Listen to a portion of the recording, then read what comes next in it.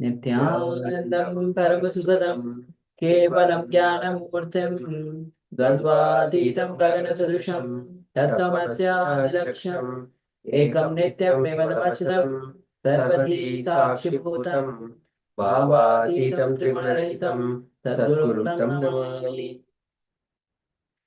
Yes, Nithyananda, all of you, and welcome all of you on this today's special darshan. And we had today's special darshan now also be where Swamiji revealed so much. So, and after this power manifestation, this time that we move on with the sessions. So let's get ready. We'll be directly moving on to the sessions as the session is going to be on the intensity. And Swamiji says very beautifully, bring intensity in your life.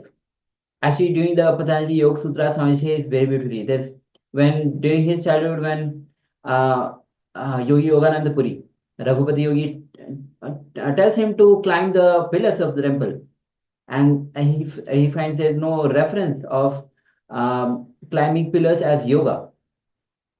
Then Swamiji says that any movement done with intensity is yoga.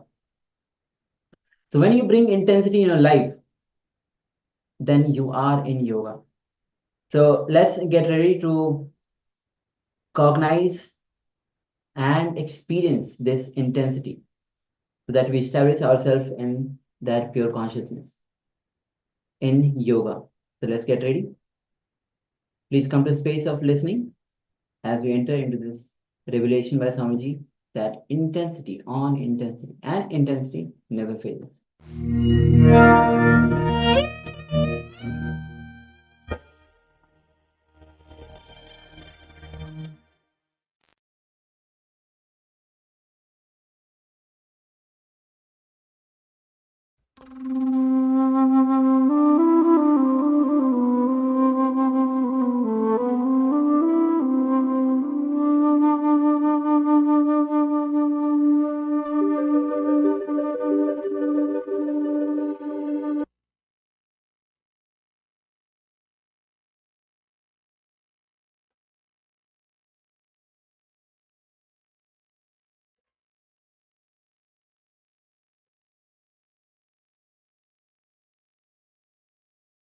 सदाशिवसमारम्भाम् शङ्कराचार्यमध्यमाम् अस्मदाचार्यपर्यन्ताम् वन्दे गुरुपरम्पराम्.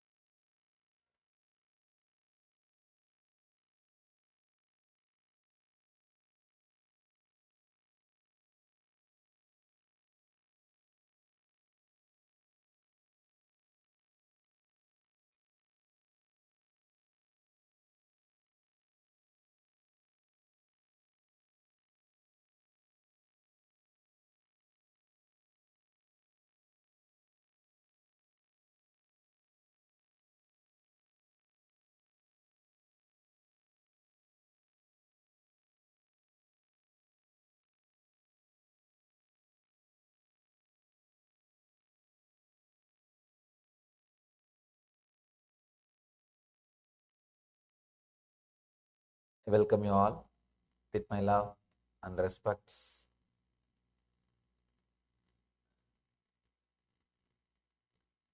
Today's subject, intensity never fails. Experience with yourself.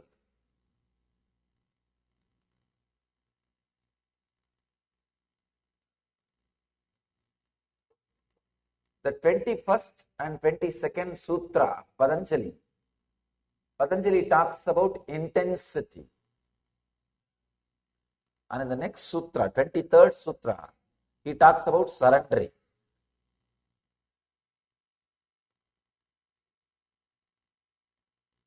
First, Patanjali talks about yoga. Then he explains about different samadhis, samprajñāta samadhi, the samadhi which happens to you when you are lost in one form. All other things are disappeared except one form. Then second, he teaches about asamprajñāta samadhi. Even that one form is lost. And even that form is not there. Then he speaks about the methods, the qualities which can make you experience that samadhi, asamprajñāta samadhi. Then Patanjali speaks about, now he is speaking about intensity. I can say the way in which Patanjali has put the sutra, I can understand. He is giving importance to the concept intensity much more than samadhi itself. Please understand. Much more than samadhi itself.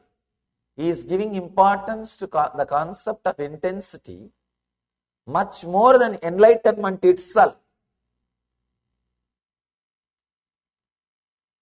Today I really wanted to share an important secret with you all from my own experience.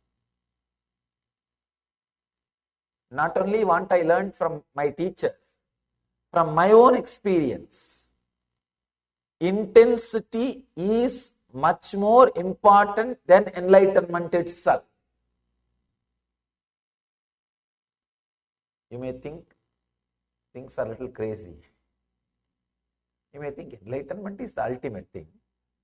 How can something else be more important than enlightenment itself? Please understand, enlightenment is not a one incident as we all think. It is not a noun. It is a verb, a continuous, intense happening. When I opened up to enlightenment, whatever I thought was me, the whole thing got completely evaporated. That moment is what I call enlightenment. Please understand, that does not mean the process itself stopped at that point. No. Enlightenment is ultimate but not final. The ultimate goes on happening every moment in you. So, word enlightenment should be used as enlightening. That's a proper word. It is a continuous process. So, intensity is responsible for this process to be a continuous process. Enlightening, not enlightenment. Intensity, I can say, intensity will become way of life. It is technique for beyond enlightenment. For beyond enlightenment. See, sometimes you may experience Satori state, the first experience of enlightenment, maybe by accident, or when you are intensely open to some deity or guru. Nothing. If you are just intensely open to your master, available, suddenly you see you are experiencing Satori, that one glimpse of samadhi. One glimpse of samadhi. But intensity is required to retain it, to live it. Let that fill you. And intensity only makes that satori into samadhi, into ultimate enlightenment. And that intensity only keeps the whole thing alive.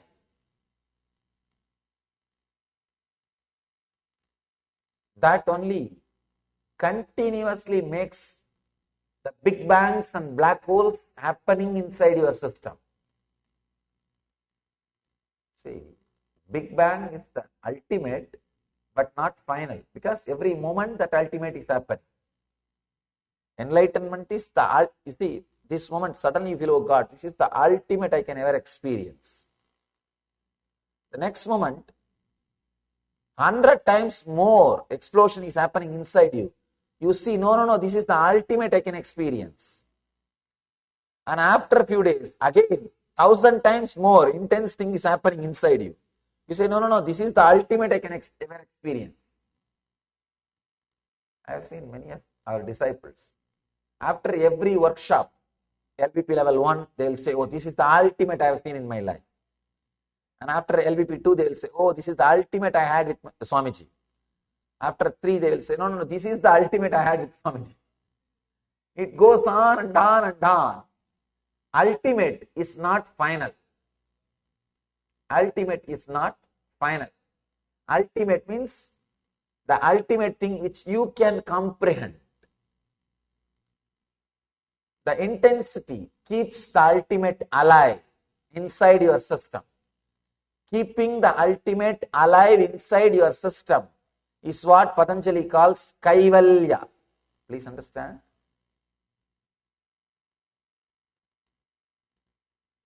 The very beginning, Patanjali talks about Samadhi, fulfillment.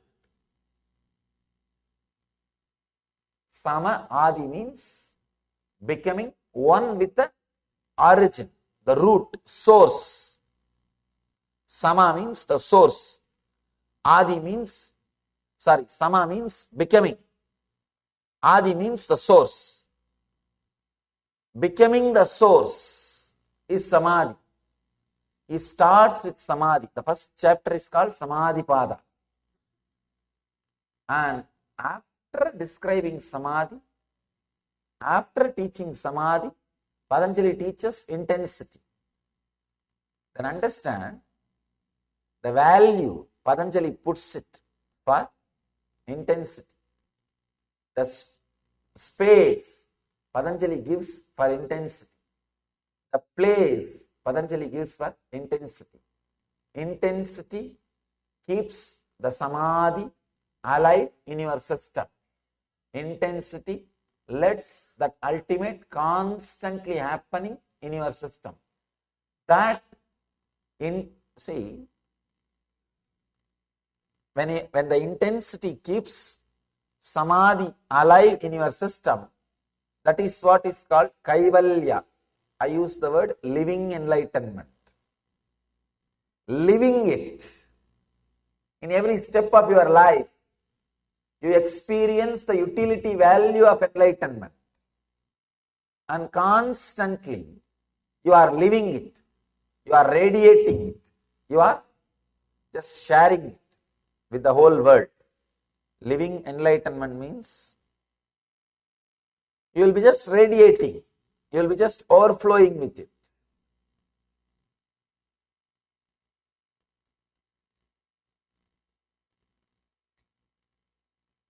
You don't even have to teach if you are living enlightenment. Suddenly you will see your very breathing inspires people. Of course, I use teaching so that more and more people will be introduced. These ideas, these truths can be introduced to more and more people. That is the purpose of using this method of talking, teaching. Otherwise, simple breathing, simple being will inspire millions. I have seen my own predecessor, Raman Maharishi, a great master from my hometown. He never moved out of that small city. The whole city, I can say, only even now, in 15 minutes you can cross from you can cross the city one end from the other end by bicycle. By bicycle, you can cross the city from one end to the other end in 15 minutes. In his period, 60, 70 years before, surely, hardly it will take 5 to 10 minutes. A small city. He never left that city. He never moved out of that city. Once he entered, he just relaxed. But he inspired and inspiring, continues to inspire millions of seekers around the world. Millions around the world are inspired. You'll be surprised. He never moved out of that small place where he was staying. Just he was relaxed. And he did not even wear more than one piece dress.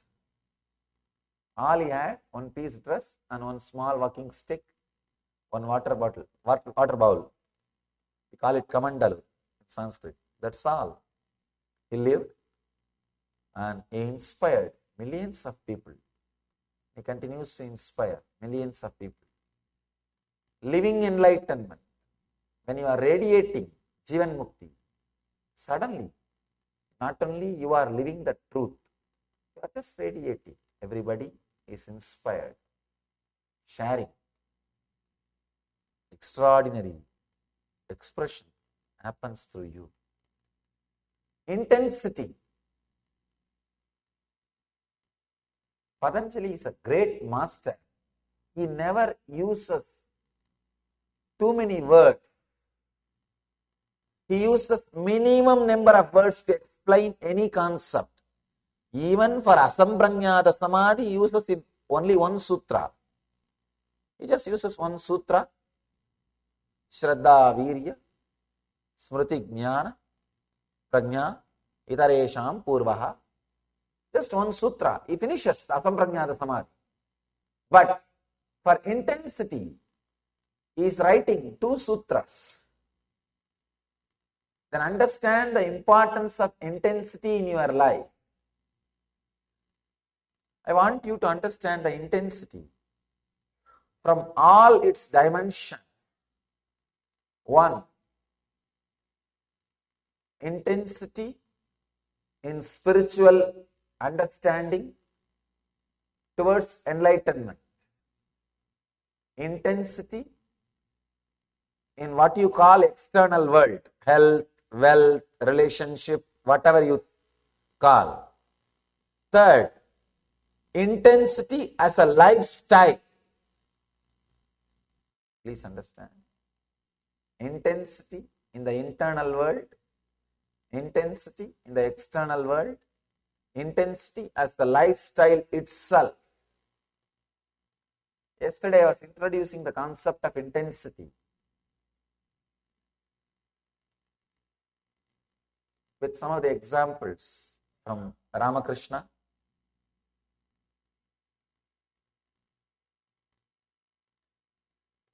The whole Vedic tradition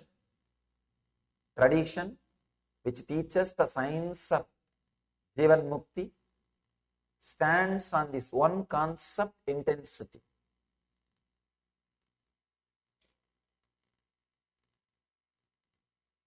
Actually, after many requests from many of my close disciples, I've started writing my autobiography, and I dictated many incidents and told some of my disciples to analyze my own life. I told them, find out what is the quality which is a undercurrent in my life, so that we will name the book based on that quality. What is the quality? I asked some of my senior disciples to analyze, study, contemplate, analyze, because I myself can't look. I lived it. I lived. Only the people who understand from outside can catch the thread, the underlying quality. After a few days of analysis, all of them came to one conclusion. Usually the disciples don't come to one conclusion. It is very difficult for these disciples to come to the same conclusion, because any time there is a discussion, means who shouts loud or whose presence is heavy, who is violent, he wins.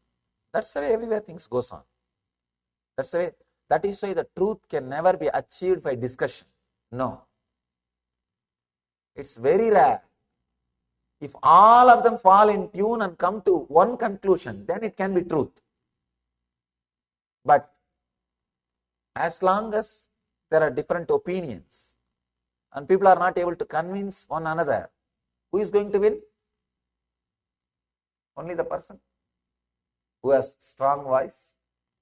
The idea might is right is going to be the winning idea. And whatever is said and done, that is the way the world is functioning. You may say, no, that is not, that should not. I am not saying it should be or it should not be. All I am saying is it is the way it's happening. I have a story for you.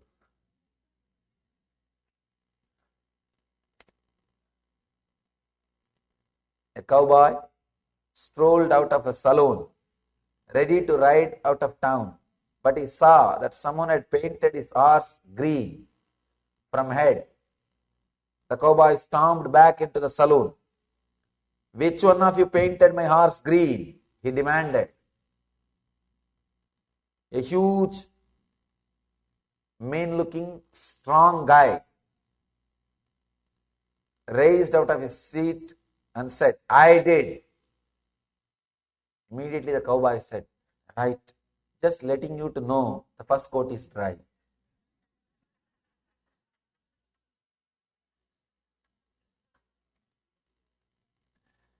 It is just the power that decides. That is why the Pandits who go on argue without practicing never come upon the truth, never live the truth, never reach the truth. I was surprised. This group of intellectuals can come to a conclusion anonymously. That was very surprising. All of them came to the conclusion that Swamiji, the undercurrent of your whole life is only one concept, intensity. Whatever you did, intense. I can't say whatever I did was right or wrong. Whatever I did was yoga or karma or bhakti or jnana. I don't know all that. I lived all various dimensions. But one thing was undercurrent. That was intensity. Intensity was the undercurrent of the whole life.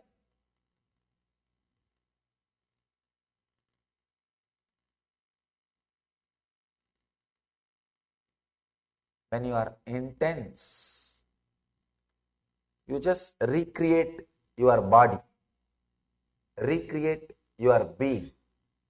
People come and ask, Swamiji, is our life predestined, or we have the ability to recreate, we have the freedom? Please understand, these are all the FAQs, frequently asked questions. Wherever I go, these questions will be put. Whether it is predestined or freedom, our freedom. Please be very clear. Even if you think it is predestined, you only destined before by your past decisions. Understand this one science. Here is an object. I have two hands. Now I have a full freedom to pick up that object through this hand or through that hand. But the moment I picked up that object with one hand, now one hand is bound. So my bondage comes because of my free decision. So all your bondages which you are having now, wherever you think your life is predestined, your bondage comes because of your free decisions which you made in the past. For example, you have 2 feet. Now you have the freedom to lift any 1 feet, right or left. But the moment you lifted 1 feet, now you are bound. You can't lift the other feet. So your very free decisions creates the boundary, creates the destiny in which you will be living. So you have freedom to create your destiny. Whatever you think is your destiny, whatever you think, the bondage which you have, it is your past decisions that made this bondage happen.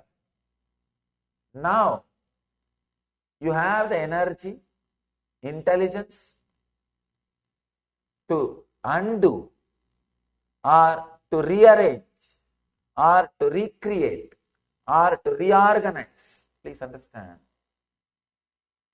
If you have intensity, this moment, you can shake the whole thing, undo the whole thing, and bring yourself back to that complete freedom.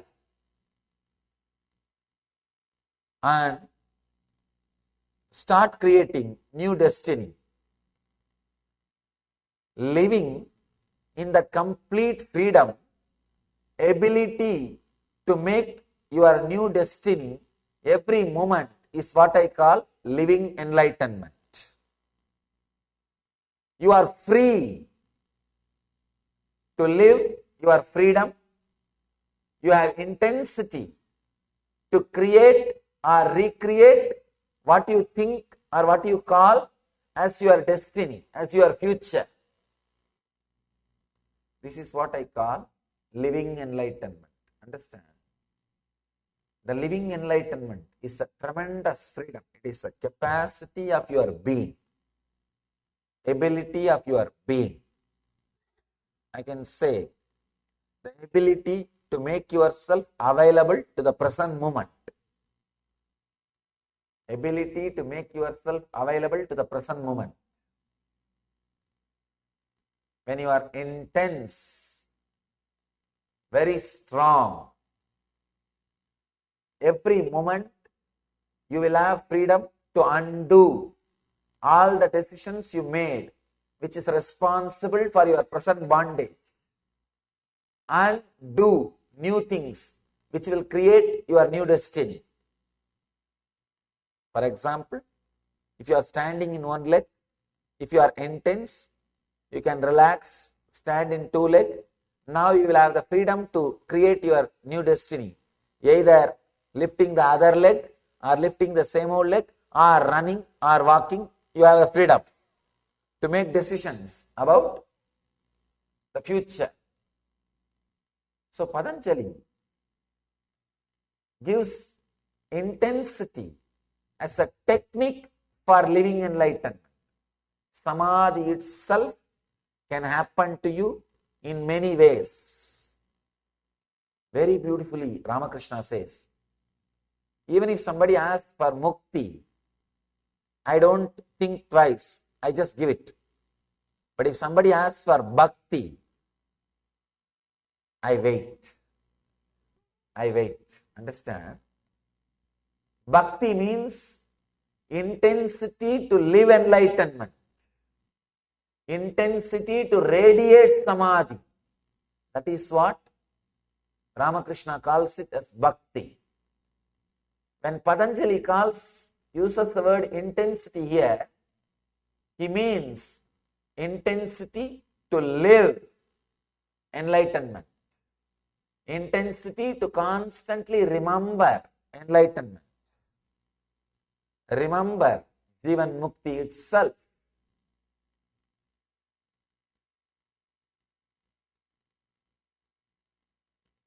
Now, I'll enter into the sutra, Patanjali Sutra.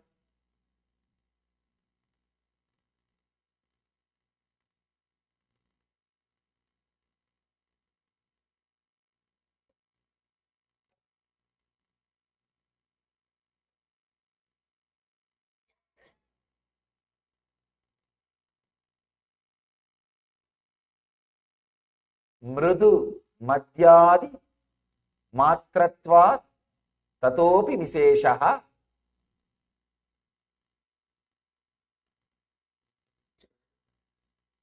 Very beautiful sutra. Mrutu Madhyadi Matratvat Tatopi Viseshaha.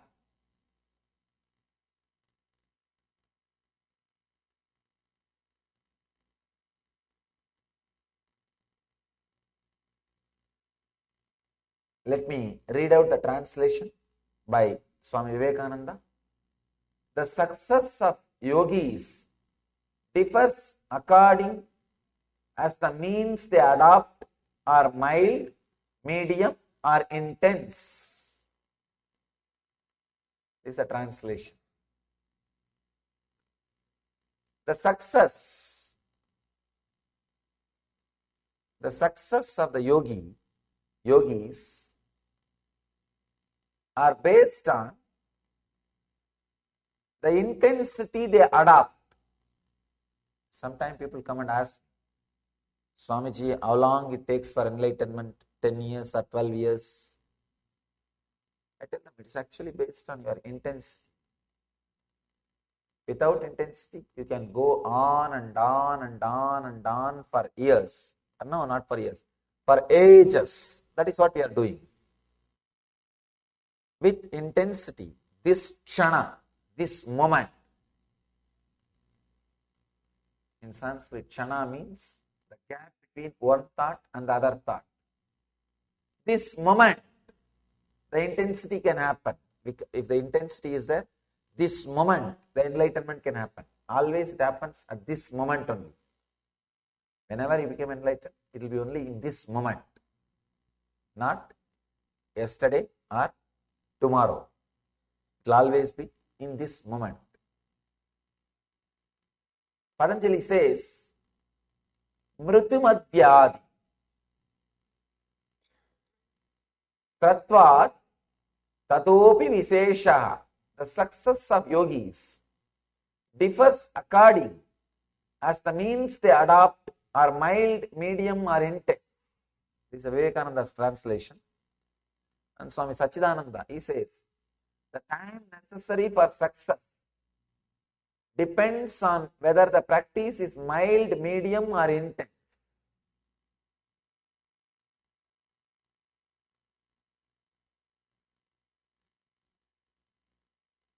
Please understand. The technique itself does not play a major role in enlightenment. It is your intensity that plays a major role.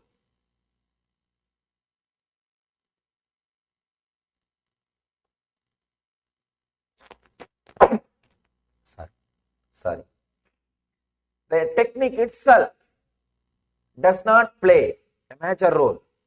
You see, it will be very funny. Each master has his own technique, his own method. I can say not only each master, each disciple who understands and practices has his own method. I always see in my class, whenever I teach a meditation, I know only one version of that meditation.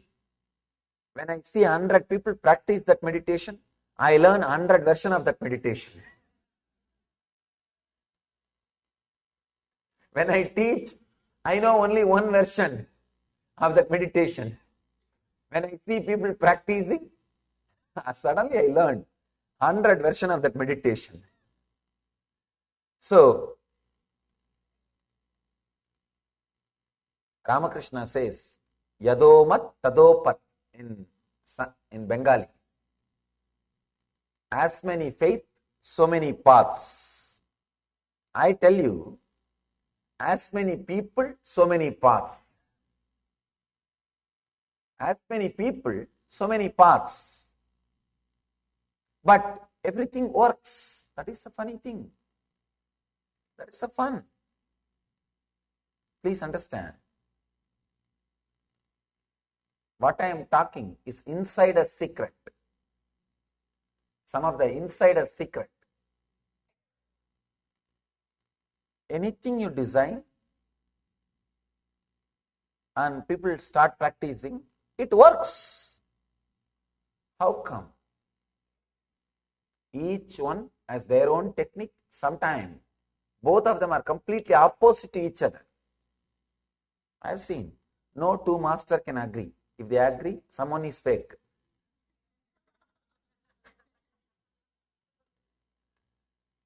Because each one has their own experience. That's why I always tell people, each tradition, each religion is unique and sacred, not equal. Please understand, not equal.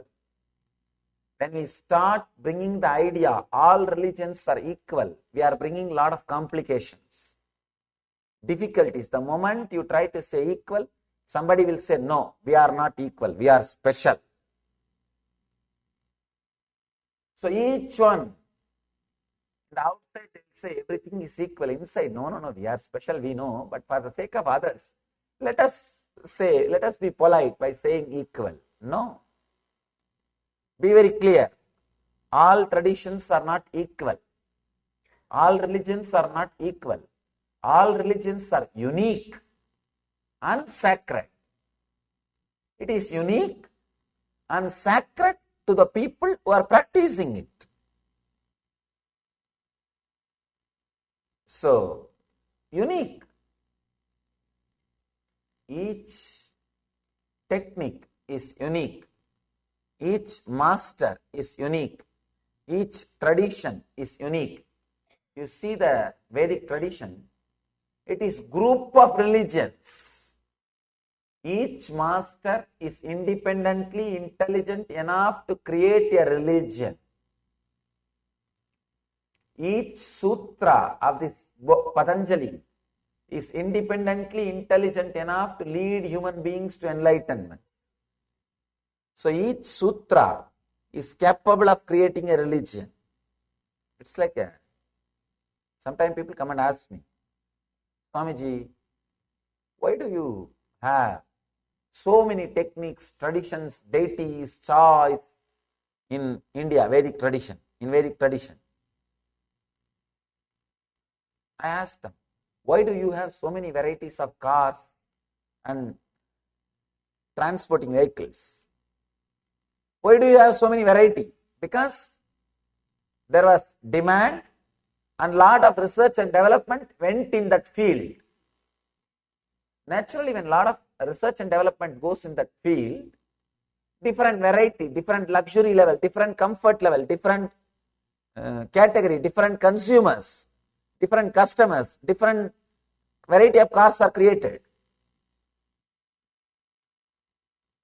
I want to let you know an important fact. Till I became enlightened and created the mission, I don't know how you will believe, I never even remembered or had an idea there are varieties in cars. First, when we started our mission, when I started my public life, my first disciple, he asked, Swamiji, I want to get you a car. Tell me which variety you want. He brought a catalog and showed me. I said, car? Just get any car, that's all. He said, no, Swamiji, there are many varieties. It just shocked. See, it's not that I was always living in forest. 22, 23 years, I lived in cities. I traveled in train, many times in different cars, and many ways I lived in cities. But never the attention was paid to that information, to that idea. I don't know how you'll understand, but what I am saying is honest truth. First time, after 23 years, something clicked. Oh God, in cars there are varieties.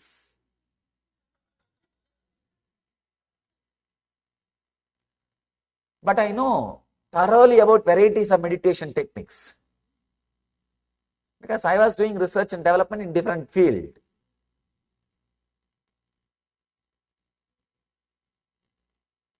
I asked that disciple, why do you have so many varieties of cars and things in the outer world?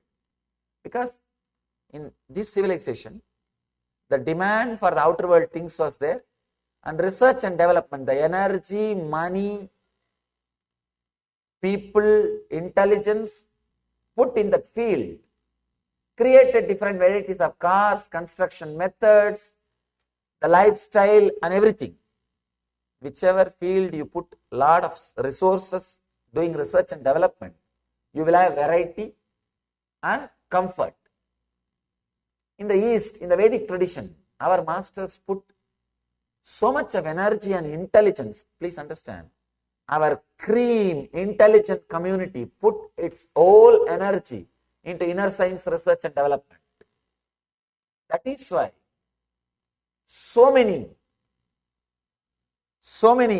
different techniques, methods, gods, deities, everything evolved. That's why I always tell people, Vedic tradition is group of religions. It is not just one religion. Group of religions. People ask me, Swamiji, why in the Vedic tradition not much service orientation is there?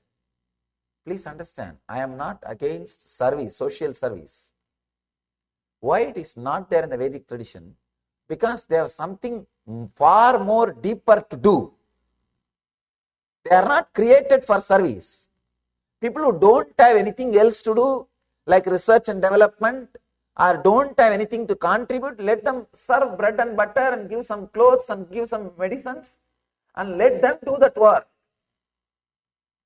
The Vedic rishis have something far more deeper to contribute than just giving little bread and butter. They were working to create civilizations. That is why they did not give much importance to just giving bread and butter, or just giving few medicines, few simple ordinary things.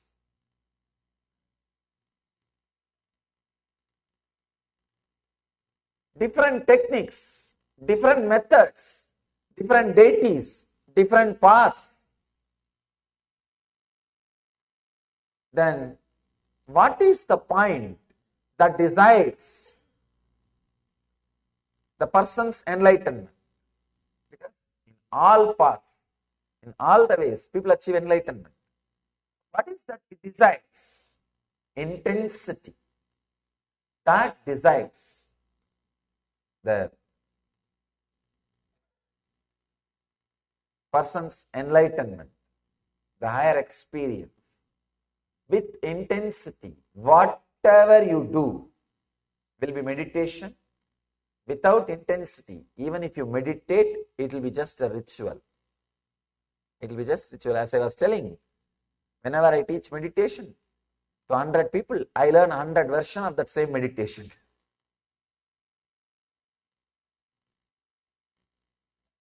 Mrutimatyadi matratvat tatopi visheshaha. The success depends on the person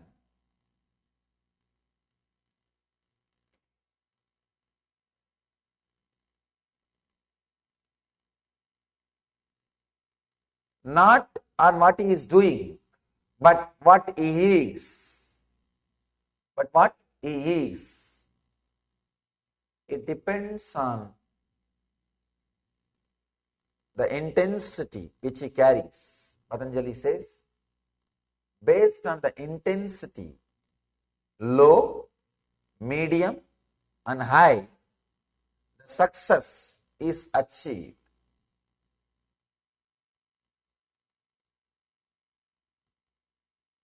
I just want to drill this one point again and again and again, so that you will become intensely intense. You will become intensely intense. Otherwise, we do the same old things. See, intensity means the ability to stand for what you believe and break free from the past method of function, the past attitudes of function, past way of functioning. Please understand. Ability to break from the past way of functioning and live in a new way, to start in a new way. That is what I call intensity. Otherwise, we go on and on and on in the same way. You can see in your life, even inside your house, you will walk in the same route, sit in the same sofa, go to your bed the same way, and you will lie down the same way, and you will come back and sit in the same chair in the dining table. You will eat and come out to the garage. You will drive in the same way. You will not even be alive, creative. I always tell my brahmacharis, my ashramites, at least do new mistakes. I'll have some entertainment. Even for that, we don't have creativity. You need intensity to do things new. Otherwise, even your mistakes, same old, maybe a difference in quantity, little big or small, but not in the very quality. I have a story for you. A cowboy rode into town and went into the saloon for a few drinks. When he came out again, his horse was gone. He stormed back into the saloon and shouted, "Who stole my horse?" There was no reply. He was getting angry. Right. If no one owns up to stealing my horse, I am going to do what I did in Arizona. Still there was silence. The cowboy was fuming. This is your last chance. If no one owns up to stealing my horse, I am going to do what I did in Arizona. Just then, a lone voice piped up. What did you do in Arizona? The cowboy said quietly, I walked home.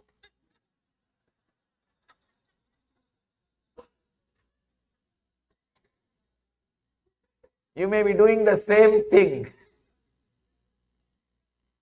When there is no intensity, you will be doing the same thing. You will be doing the same thing. Understand, intensity is not seriousness. Intensity means deep passions and passion. Deep passion and deep passions. Strong will and strong prayer. Strong will is passion. Deep prayer is passions. Please understand. If you understand intensity as just will, passion, sometimes you may become serious. I have seen people become very serious. Seriousness is sickness. All seriousness is sickness. Somehow, the Indian spirituality is suffering with this one constipation.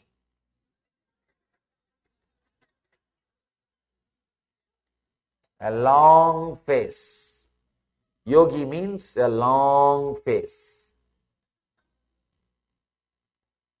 If you see a yogi or some spiritual guy or claims to be a spiritual guy with a long face, he doesn't need your respect. He needs medicine for constipation.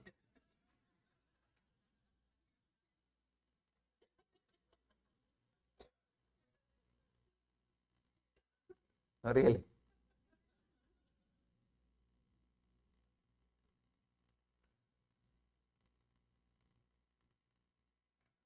Many times, somehow that seriousness is associated with intensity. No. Intensity is sincerity, but not seriousness. You will be intense and be relaxed. Intensity without passion will raise number of thoughts. Just intensity, passion without passions will raise number of thoughts. It may lead to outer world success, but never inner world success. Just a deep patience, acceptance without having number of thoughts may lead to inner world success, the silence, the peace, but not the ultimate enlightenment itself. Please understand. Just passion naturally will raise the number of thoughts. You will be successful in the outer world. The more number of thoughts you have, the more successful in the outer world. If you have just passions, you will deeply accept everything. You may be successful having peace in the inner world, but not the ultimate success, the enlightenment itself, which gives you the fulfillment in the outer world and the inner world. So the enlightenment is totality of passion and patience. Intense number of thoughts with a deep silence. Means your very frequency will be different. Very frequency will be different. People ask me, Swamiji, do enlightened persons have thoughts? Please understand, if you have 10 acre as your mind, for example, if your mind is a 10 acre, your inner space is 10 acre, all 10 acre is filled with thoughts. In my inner space, I have 10 million acres and some 100 acres are filled with thoughts. Negligible, but much more than you. Please understand. For the inner space I have, it is negligible. That is why we call no mind. But if you see the number of thought, the actual factual space, it is much more than you. It is much more than you. But because it is compared to the empty vast inner space, the space in which thoughts are there are very less. That is why we call it no mind. 10 million acre, just only 10 acre is used for agriculture. Will you even remember? No. Negligible. That is why I have mind which you don't understand by the word mind. So what you understand as mind, I don't have. That is not there. But it does not mean there are no thoughts. There's no process. The process is 100 times more intense than you, but the background and the canvas on which the process is happening, the space in which the process itself is happening, is so vast, the process is negligible. The process is negligible. So please understand, in the intensity, you do not have just passion. You have patience also. You became complete. You became fulfilled. You just radiate the truth. Intensity is a strong feeling that I should achieve, and strong prayer that I should achieve. It's like you put your whole being, you put the whole effort and you know the ultimate is supporting you. It's like you will have a deep will, strong will and deep prayer. Even if anyone is missing, it can't be called as intensity. Strong will and deep prayer. Understand? If you understand the divine is supporting you, the effort you put, even if it is little, suddenly you see the success happens. Just by remembrance, the divine is supporting you. You don't even have to bother whether it is factual or not. You don't have to measure. Am I supported? How many hours it stood with me? What has happened? There is a story. One guy asked a boon from God. God, you should always be with me. God said, all right, I'll always be with you. So whenever this guy walks, he will see one more set of footprints behind him. Means God is walking. Whenever he is in joy, he will see two sets of footprints, he and God. Whenever he is in suffering, he will see only one set of footprints. So he called the God again. What is this? Whenever I am in joy, you are following me. When I am in suffering, there is only one set of footprint. You are not following me. God laughs and says, fool, when you are in joy, you are walking, I am following you. When you are in suffering, I am carrying you. So the footprint which you see is mine, not yours.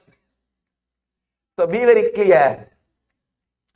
When you are intense, when you just remember, he is there supporting, even simple effort, suddenly you see it will become reality, success.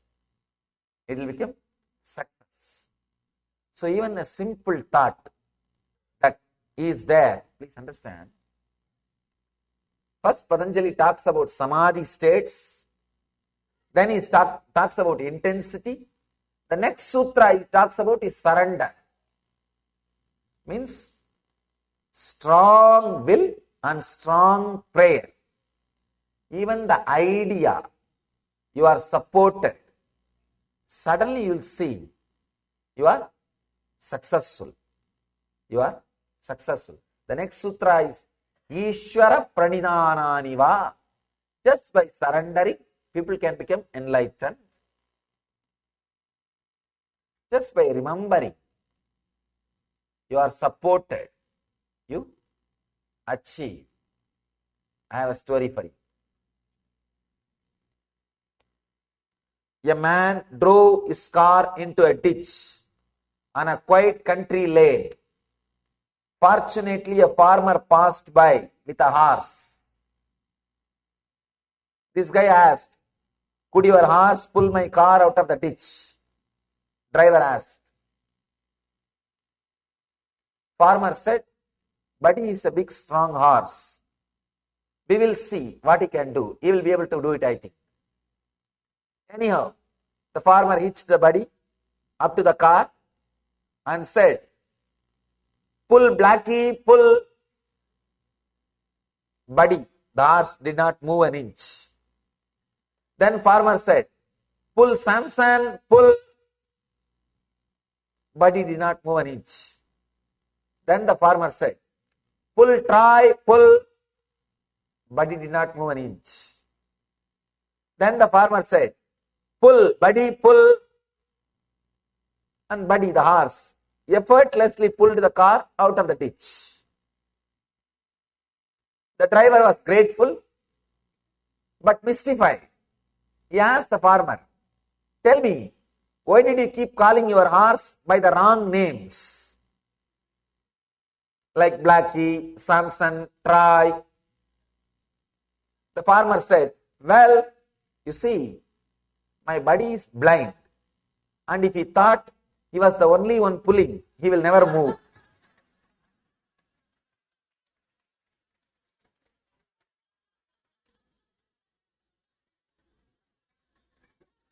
We are all blind. If we think we are the only one pulling, we will never even try. We will not even try. We will not even move. So be very clear. Intensity means simply happen. Things will simply happen. That is why Patanjali, just with intensity, he puts the next sutra, Ishvara Pranitananiva. By surrender, the ultimate is achieved. Let me tell you my own experience, how I had enlightenment. Even Buddha, when he was just intense, when he was just filled with passion, not with passions, he tried, nothing happened. Suddenly at one moment, he relaxed. The passions joined the passion and he became enlightened. When he understood he is not alone pulling, he relaxed and he just tried. If you think you are alone, you would not even try. Or the idea it is difficult will not let you move. Let you use your muscles to its peak potential. Will not let you experiment or experience your peak. Let me tell you my own experience. Yesterday I was telling about an incident. I went to Master Annamalai Swamigal and I cut my thigh. You heard that incident. After that, I started playing with what he taught me. From where the idea I raising. He told me from where the pain is coming, just look inside. After the pain disappeared, he said, from where the idea, the person who experiences pain, raises, just look inside. I was looking very deeply and intensely. Maybe I can say 2 years or 1.5 years. I was playing continuously with the technique, sometimes very seriously, very passionately.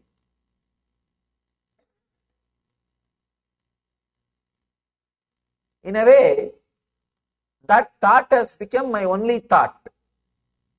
Continuously just having only that thought. Actually, that passion takes care that all other thoughts disappear except that thought. Now you need patience to relax even from that thought. Understand? Intensity is combination of passion and patience. You have to have intensity, the passion, so that all other thoughts disappear.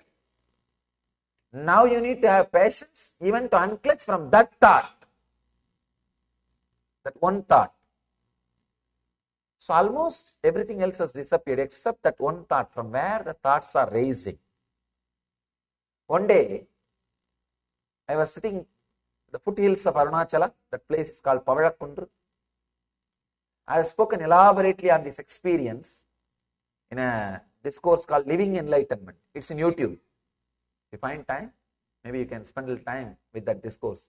I have spoken elaborately, step by step, how the experience happened. Today we don't have that much of time, but at least I'll share the essence. When I was sitting, I saw this one thought, that from where thoughts are raising. One funny thing is, because I was constantly working with that thought, from where thoughts are raising, but unable to find the source, that thought has become a strong pain memory for me. The moment I remember to find the seeking, the source, the moment I remember I should start seeking from where thoughts are raising. Because of my past failures, immediately I will be depressed. It will be so much of pain. I will sit, no, I will do every day the same thing, but I will never realize. I will just walk out with a deep failure. Today also the same thing it is going to be. By and by, it became a sort of a pain memory. Strong pain. I can neither drop that habit of seeking from where thoughts are raising, because the intense yearning for enlightenment is there, nor I am able to discover.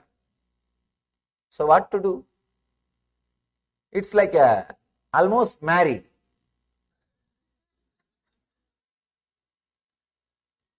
In Indian village system, still marriage, the divorce is the taboo. You can't divorce. And funny thing, in Sanskrit, we don't have a right word for divorce, because the concept did not exist. The Vedic marriage, you commit till the fire is there in your stomach, means still you are alive. Anyhow, it's almost like a marriage. You can't escape. You can't escape. It is there. And you can neither swallow nor spit it out. And neither I am able to stop seeking nor feeling joy to do that. It became pain. Actually, at some part of your life, your own spiritual practice will become pain. Even the thought will become pain. Because you think, oh, even if I do, many times I tried, nothing works out, but I am not able to stop also. What to do? What to do? Just you have to do. It became a passion, but the passions was not there. It became kind of a strong pain memory. So I was sitting at the foothills of Arunachala. It was a full moon day, Vaikasi month, at exactly 1 month from tomorrow. Tomorrow is Purnima. Tomorrow is Chitra Purnima and Vaikasi Purnima, the next month, Purnima. Evening, it was a beautiful time. I enjoy nature always, even now. Hill, water body, means ocean or river. It's my favorite place. If I know in that city, ocean is there, at least once a day, I'll spend a little time with ocean or with hills. It's my life. It's my passion. So I was just sitting with open eyes. Sun was setting, moon was rising. I was not even meditating. Usually I will have only two thoughts. One, the thought, who am I should find out. The other, the thought, even if I seek, I am not going to achieve. That pain. Only these two thoughts will be jumping. Binary code like a 0, 1, 0, 1, 0, 1, 0, 1. Only these two will be there. And both have the same source. Suddenly, I don't know how it happened.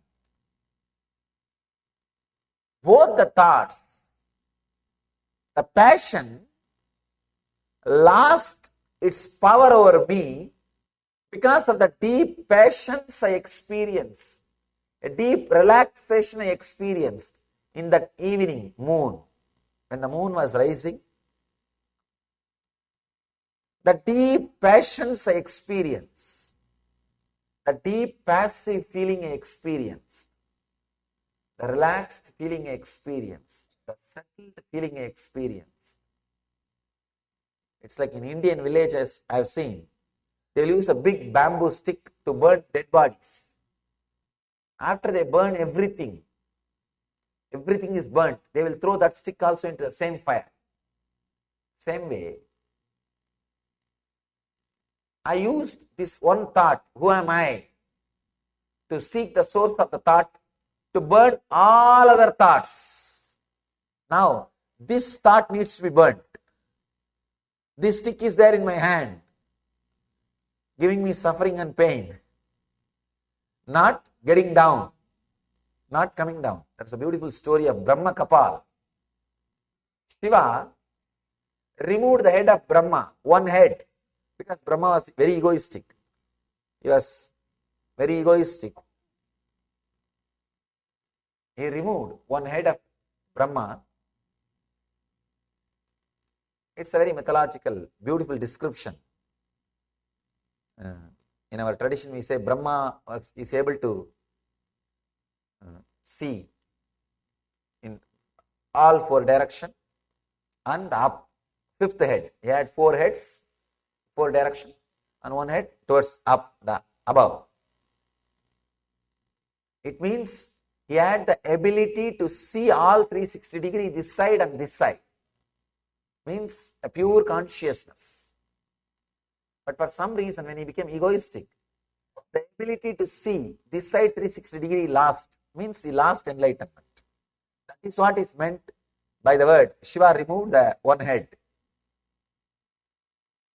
But a funny story, very nice story, very deep meaning. The story says that head got caught in Shiva's hand.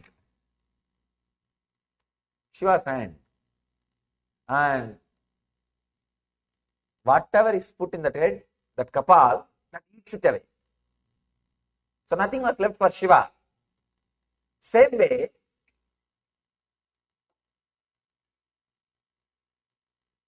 see that head, everything that head eats, nothing was left for Shiva. That kapal has become a big torture for Shiva. Same way, all the other thoughts are burnt, eaten by this one thought. But this one thought is not leaving me. It became a big torture. But somehow, when that patience, I can say in a way I got completely fed up with this whole thing. Seeking and unable to find with this whole thing. So I just sat in that moonlight, moon rising. For a few seconds, my being forgot to seek, forgot to create the thought, the passion of seeking. It just entered the space of passions. Suddenly, at that moment, clicked. Something clicked. Because of my passion, already I raised my frequency to a different level. Now my passions, my relaxed being, just I relaxed into that frequency. Something clicked. Suddenly something broke, opened into my being. How I feel, how all of you feel alive inside your skin. The same strong feeling that I am alive, I started experiencing even outside my skin with the whole thing, with just whole thing. The tree, plant, hill, stones, the earth and the sky, with everything. Suddenly I started feeling I am alive, I am vibrant, I am living it.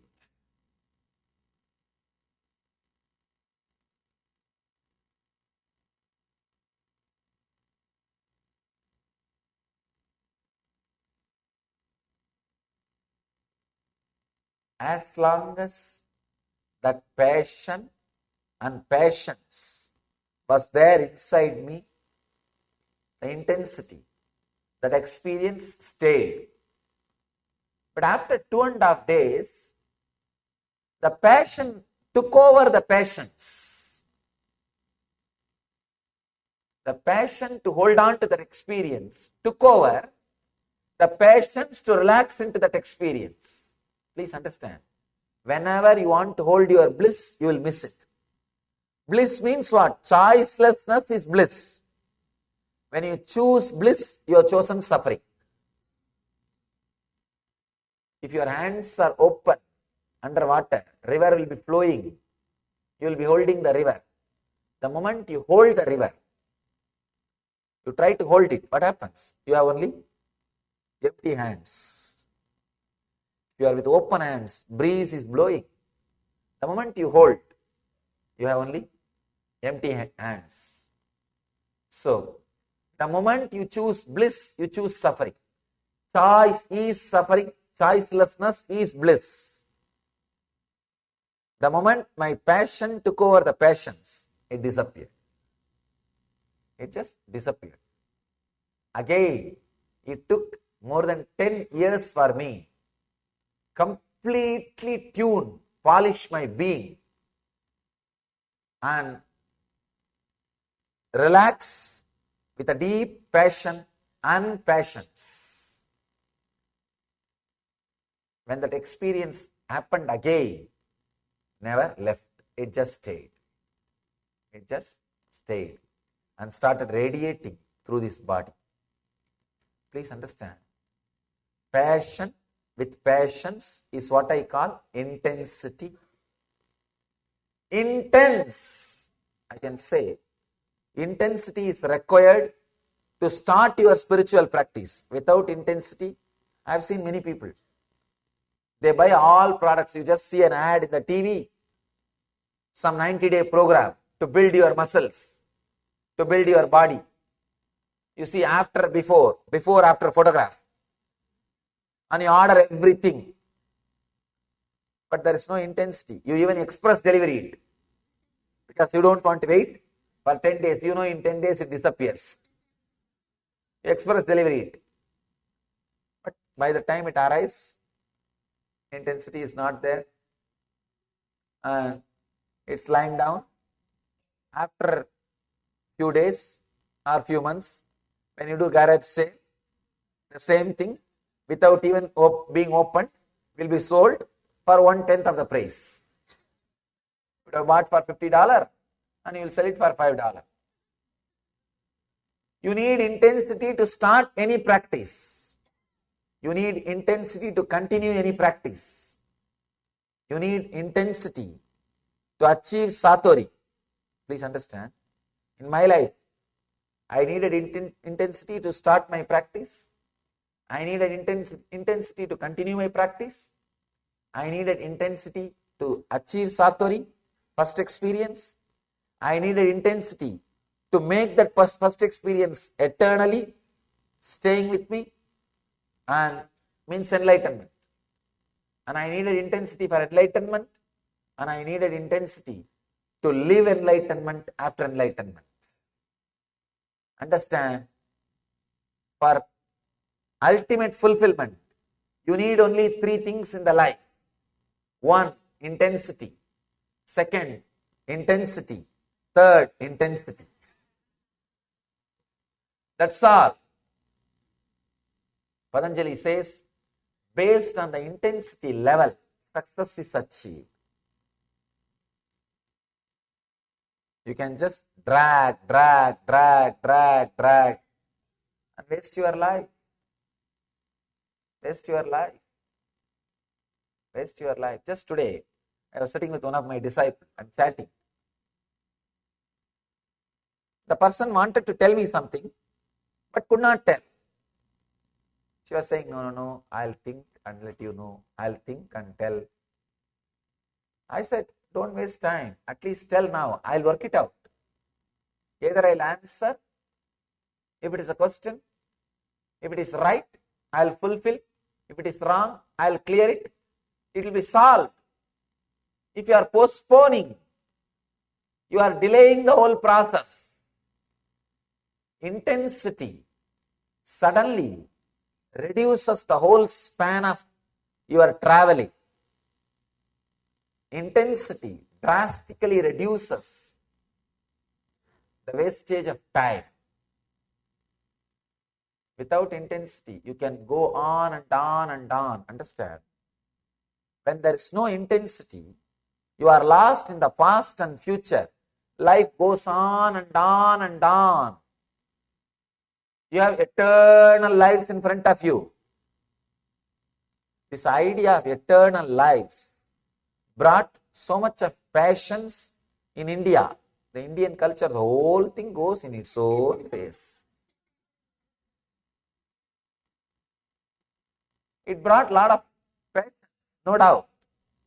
But they missed passion. Understand? Because, you know, if not today, tomorrow. If not tomorrow, day after tomorrow. If not day after tomorrow, next life. You know, eternity is in front of you.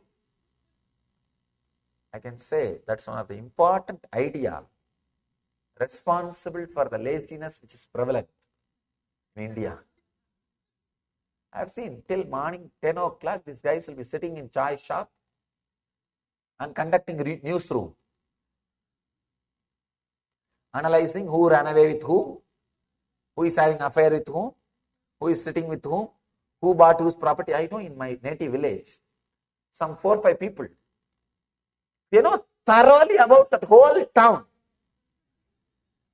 Who ran away with whom, who is living with whom, who sold whose property to what price, who has got how much of dowry for his daughter, who gave dowry for his daughter, how much dowry he gave for his daughter, how much dowry he got for his daughter-in-law.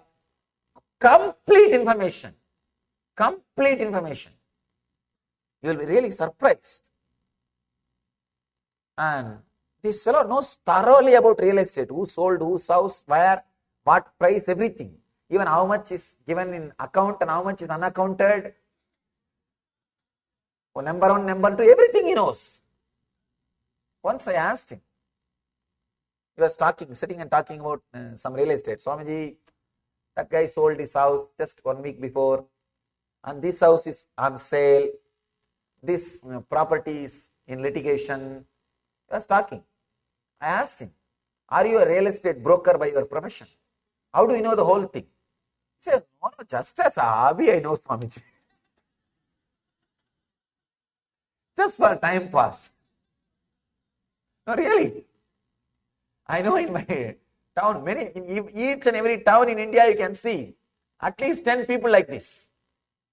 Thoroughly they know everything, but they have nothing to do with it. They know thoroughly in which house, which girl is waiting for marriage, what's her age, qualification, everything. If you ask them, are you a marriage broker? No, just as a hobby I collect. I know everything. And they will be conducting newsroom every day. Every day there will be newsroom going on. Nothing much to do. Because eternity is in front of you. That brought patience. But the passion was missing. The same way, one life concept. This only one life. Whatever you do now, over. Then no other life after death. This concept brought so much of passion, urgency, restlessness, all disease and difficulties and problems related to urgency, depression, many things related to stress, many things related to urgency was brought by this one life concept. This one life concept brought the stress, depression, urgency. Many life concept brought a deep laziness. Nothing moves. Now you need to understand the science of both. Then you will understand the truth and live a real life. Understand? As long as you are lost in the past and future, you are not living. The eternity is in front of you. You are just patiently. You are not living. Life is passing through you. This is what when our masters mean when they say many lives. Life will be just passing through you, passing through you, passing through you. You are not living. Please understand. Life is passing through you. Future becoming past. Future becoming past. Future becoming past. Just living patiently with deep patience. Means you are jumping between only future and present. Future and past, future and past, future and past. You never experience present. This is one way of life. The other way, just trying to be completely in the present. In the present. This is only life. Means pressure. Pressure. Intense pressure. Just trying to be perfect now, stress. Now what I have is only mine. Understand the whole science. If you realize If you have only patience, you have many life again and again. If you have deep passion, you have this life alone. If you have intensity, you have both. You have this moment intensely and whole eternity for you. If you have only patience, life will pass through you. You have eternity in front of you, but you will not be living. If you think you have only present, this life, you will be highly pressured, stressed, but you don't have time to enjoy eternity for you. If you realize intensity, please understand, one life or multiple lives is not based on what you believe, it is based on how you live. If you are in this moment stressed, only this life is life for you. Even though you believe there are many lives, you will the truth will not be your experience. If you are living with passions, even if somebody tells you this life is a life, it will never be your experience. Anything which is not your experience is not truth for you. It's not truth for you. If you are intense, passion and patience, you will live as if this is the only life. But you will have eternity in front of you. You will have patience. Eternity is there. You will have patience. You will have passion. This is the thing I have to live. Raman Maharshi says beautifully. He describes intensity. If you close your eyes, even if the whole world comes, you should reject it as a small dust in samadhi, passions. If you open your eyes, the passion, even if small dust comes to you, you should live it and use it as if you got the whole world. Understand? With open eyes, passion, even a small dust, you should live as if you got the whole world. With patience, closed eyes, even if the whole world comes, you should relax as if it is a dust. That is what Ramana Maharshi calls intensity. So realize intensity. You will have intense life eternally. Intense life eternally. It's a paradox. You will be intensely centered but living eternally. You will have past, present, future, all three as part of your life. If you are just patience, if you have only patience, your only past and future is your life. You will not be in the present living. If you are just in the present, you have only passion. This life, you will not be relaxed about your future and past. If you have intensity, you have present, past and future. You will be living as a whole.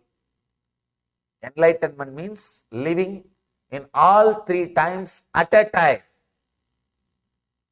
Living in all three times simultaneously. My past is never a past for me. My future is never a future for me. My present is imbibing past and future into me. That is why I have so much of freedom to alter any of my past decisions and correct and create present decision and project it into future life. Because the whole thing is in me. If you are living just in present, you have no freedom to correct your past and project your future. If you are living only in the past and future, you have no freedom to correct in present. If you are living in past, present and future, only then you have freedom to correct, freedom to amend and freedom to project. Understand? Living in present is not enlightenment. I am throwing a new light. I am breaking one ice, old pot. Living in present is not enlightenment. That's what we always think. Living in past, present, future simultaneously is enlightenment. Means in your present moment, the whole past, the whole future will be present. The essence of whole past, the essence of whole future will be in the present, is what I call living enlightenment. Intensity. So, internalize this one truth. Totality never fails.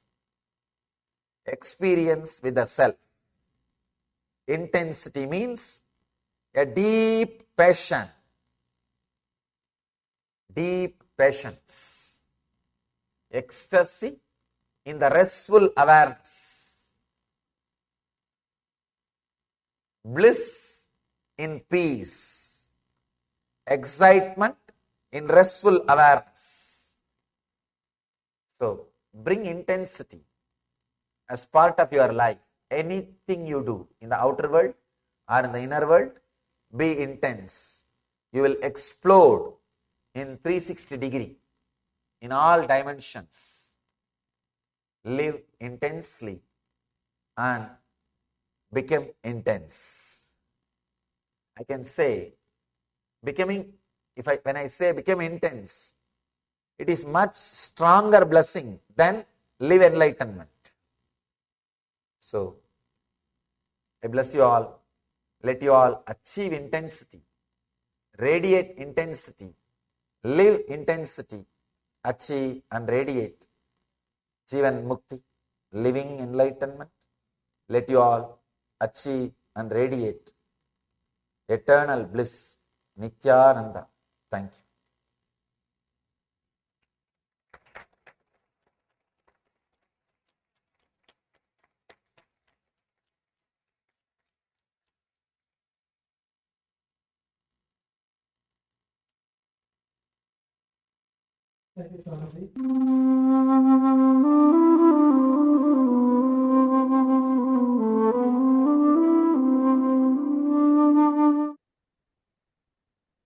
Yes.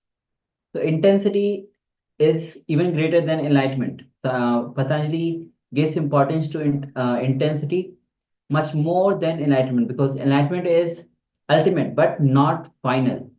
The ultimate is happening again and again. At this moment, this is the ultimate. Next moment, it explodes much more. That is the ultimate. And next time, it explodes much more. And it is more intense. That's why Patanjali says that intensity is even greater than enlightenment, because every moment is intense. That's why the master's life is intense. And living in the present is not enlightenment. Yes. When you live with the present, past, and future is enlightenment. So, bringing intensity in our life is the whole essence of Patanjali's Yoga Sutras. As Patanjali says, even if you move your body with intensity, that is yoga, not just moving your body. When you bring intensity in any movement, that is yoga. So that's all for today. We have come to the conclusion for today. And you can put your understanding, your clicks in the chat. Yes, Ma Puja says, amazing. Thank you, Ma, for sharing. And yes, all of you also can start sharing clicks that you have. And only when you share, when you have the click, you'll be able to internalize these truths. And only when these powerful truths become part of you, you'll experience it.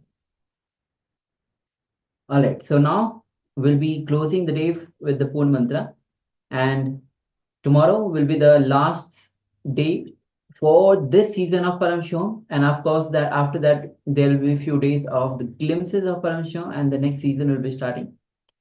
So tune for tomorrow and start the day with the yoga. The Nithyananda Yoga.